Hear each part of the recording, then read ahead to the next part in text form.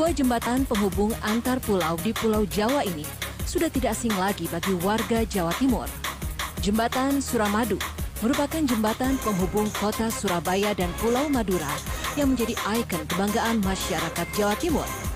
Pesona keindahan pemandangan yang menjanjikan membuat jembatan Suramadu ini tak pernah sepi dari para pengunjung. Jembatan ini dinobatkan sebagai jembatan terpanjang ketiga se-Asia Tenggara dengan panjang 5.438 meter. Jembatan ini pertama kali diresmikan pada Juni 2009 pada masa pemerintahan Presiden ke-6 Republik Indonesia. Proses pembangunan jembatan ini pun melewati berbagai kesulitan. Konon katanya, posisi Suramadu saat ini bukanlah posisi yang diincar oleh para arsitektur, karena posisi sebenarnya yang diharapkan oleh arsitektur berhadapan lurus dengan sisi Surabaya.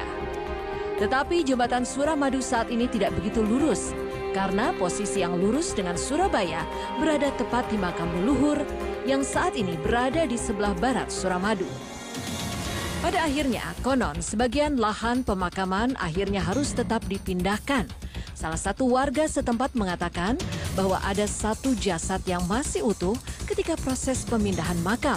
Padahal tidak ada yang meninggal dalam beberapa hari terakhir sebelum pemindahan makam. Konon jasad tersebut adalah salah satu jasad leluhur yang sangat dihormati pada masa terdahulu. Dalam proses pembangunan jembatan ini pun menelan banyak korban jiwa. Mitosnya sejumlah 20 pekerja bangunan yang ada di sana tewas tertimbun material dan terkubur hidup-hidup. Beberapa kisah tragis dalam pembangunan jembatan ini pun diceritakan oleh seorang pekerja bernama Maman. Salah satu korban yang meninggal saat pembangunan Suramadu ialah Supri. Ia dikatakan meninggal karena jatuh ke laut dan tidak memakai pelampung, sedangkan dia tidak bisa berenang. Korban lainnya bernama Toto. Ia meninggal ketika masuk ke dalam paku bumi yang dibuat sebagai penahan beton dan mayatnya pun tidak bisa dievakuasi karena sangat sulit untuk diangkat ke atas lagi. Beberapa pekerja lainnya pun ada yang mengalami peristiwa serupa. Konon kejadian ini dikaitkan bahwa jembatan Suramadu itu memang meminta tumbal-tumbal untuk proses penggarapannya. Namun dari pihak pengembang mengatakan kejadian-kejadian tersebut adalah murni akibat kecelakaan kerja.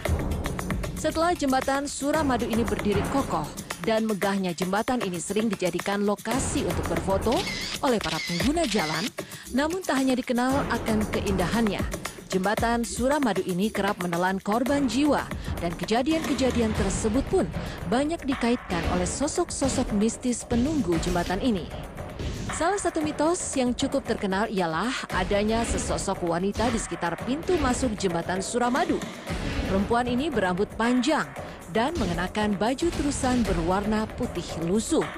Konon, sosok ini sering dianggap banyak menyesatkan pengguna jalan, sehingga membuat pengemudi hilang fokus dan mengakibatkan kecelakaan. Salah satu misteri kecelakaan yang memilukan di Suramadu terjadi pada tahun 2014 silam. Saat itu terjadi kecelakaan maut di pintu tol Suramadu, sisi Madura. Kecelakaan tersebut merupakan kecelakaan tunggal. Saat itu, sebuah mobil sedan yang mengangkut 5 orang tersebut menghantam pintu tol jembatan Suramadu. Alhasil, kelimanya pun langsung tewas di tempat. Mitos lainnya pun beredar mengenai jalan yang bercabang 2. Beberapa orang yang melintas di jembatan Suramadu juga pernah mengaku bahwa jalan di sana berubah menjadi bercabang 2 dan membuat bingung para pengemudi yang melintas. Nyatanya jalur di sana hanya ada 1. Akibatnya beberapa pengendara pun terkecoh dan salah jalan hingga berakibat tercebur ke areal persawahan warga. Selain itu beredar juga sebuah mitos adanya siluman ular besar di area sekitar jembatan Suramadu. Siluman ular ini konon sebagai penjaga sebuah bangunan peribadatan tua yang ada di sekitar pintu tol Suramadu, tepatnya di Dusun Sekarbungo. Dulunya bangunan tua ini berencana akan direnovasi, namun tidak sempat realisasi. Pasalnya, ada warga setempat yang bermimpi didatangi oleh siluman ular besar ini. Dalam mimpi itu, sang ular mengisyaratkan agar jangan dilakukan renovasi, sehingga rencana renovasi pun dibatalkan. karena takut terjadi sesuatu hal yang tidak diinginkan. Pengalaman mistis juga pernah dialami oleh seorang warga Surabaya bernama Ibu Wiji.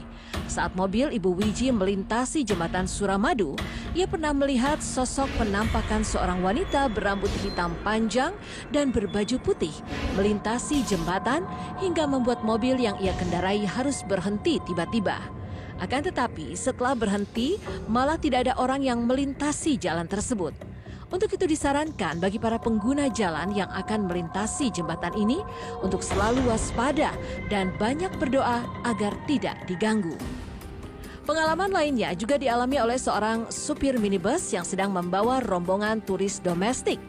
Kala itu, salah seorang rombongan yang dibawa oleh Pak Sunario mendengar suara tangisan bayi saat sedang melintasi jembatan Suramadu, sekitar waktu sore hari menjelang waktu maghrib. Anehnya, dalam rombongan turis tersebut tidak ada yang membawa anak kecil atau anak bayi. Suara tangisan bayi itu berasal dari luar mobil, yaitu di area jembatan Suramadu. Tak ingin membuat para turisnya ketakutan, Pak Sunario pun langsung mempercepat laju mobilnya dan mengalihkan pembicaraan. Jembatan Suramadu memanglah indah dan banyak mengundang banyak wisatawan lokal maupun warga sekitar untuk sejenak bersantai dan mengagumi keindahan jembatan ini. Namun sayang, ada saja beberapa pihak yang tidak bertanggung jawab yang merusak fasilitas publik ini. Mulai dari muda-mudi yang berpacaran hingga berbuat tindakan asusila. Karena di bawah jembatan itu sangatlah sepi dan gelap di saat malam hari tiba. Maka warga sekitar melarang anak muda berpacaran di kawasan jembatan Suramadu. Konon pasangan muda-mudi yang berpacaran di Suramadu